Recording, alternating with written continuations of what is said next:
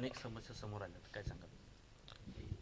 मी प्रथम निवडून आल्याच्या नंतर दोन्ही तालुक्यातला संपूर्ण अधिकारी, कर्मचारी, ग्रामपंचायतचे सरपंच, पोलीस पाटील, ग्रामपंचायतचे सदस्य व अन्य नागरिक यांचा हदगाव आणि हिमायतनगर तालुक्यात वेगवेगळा जनता दरबार भरविला होता।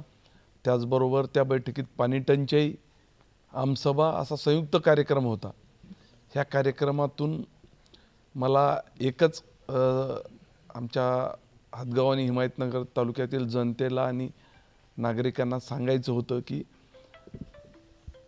अधिकाऱ्यांना शिस्त लागाव आणि एवढ्यावरच आम्ही थांबणार नाही, तर दर 3 महिन्याला मग एखाद्या जिल्हा परिषद सर्कलनी आहे, आज या जिल्हा परिषद सर्कलमध्ये घेतला तर पुढच्या 3 महिन्यांनी दुसऱ्या जिल्हा परिषद सर्कलमध्ये, असे वेगवेगळे हे जनता दरबार मी 5 वर्षभर चालू ठेवणार आहे।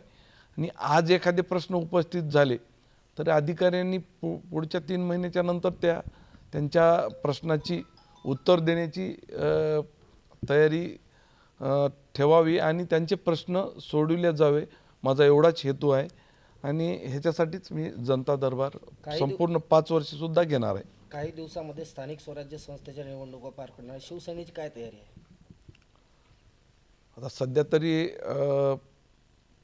आम्ही महायुती महाराष्ट्रामध्ये आहे, परंतु जे काय आमच्या नेते एकनाथरावजी शिंदेसाहेब यांचा शेवटी आदेश येईल तेच आम्हाला मान्य राहील।